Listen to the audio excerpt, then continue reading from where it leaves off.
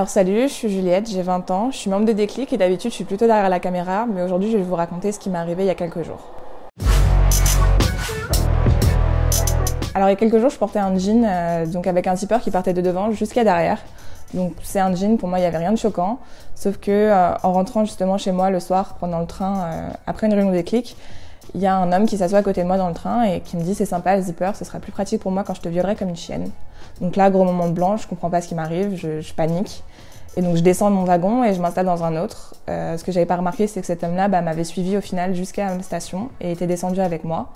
Et j'ai eu de la chance parce qu'il y avait un homme devant moi à qui j'ai expliqué cette situation. Il m'a raccompagné jusqu'à chez moi et c'est sans doute grâce à lui que je peux aujourd'hui en témoigner sans être forcément en train de pleurer. En rentrant, j'étais tellement choquée que cet homme ait osé parler de viol comme ça aussi librement que j'ai décidé d'en parler sur Twitter dans l'espoir un peu naïf d'ouvrir la parole à d'autres femmes, qu'elles puissent témoigner. Et au début, j'ai eu que de bonnes réponses, des réponses de femmes me disant qu'elles étaient très contentes que j'en parle et qu'elles aussi elles puissent en parler.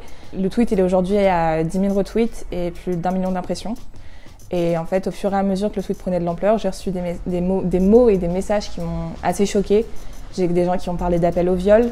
J'en ai d'autres qui ont dit que je l'avais bien cherché. J'ai des personnes qui m'ont dit que c'était que des paroles, qu'il fallait que je m'en remette. Et j'en ai même carrément qui m'ont parlé de sexisme envers les hommes.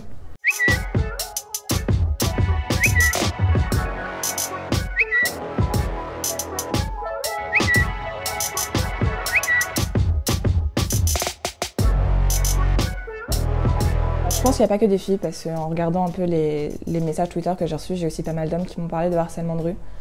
Notamment par rapport à leur sexualité.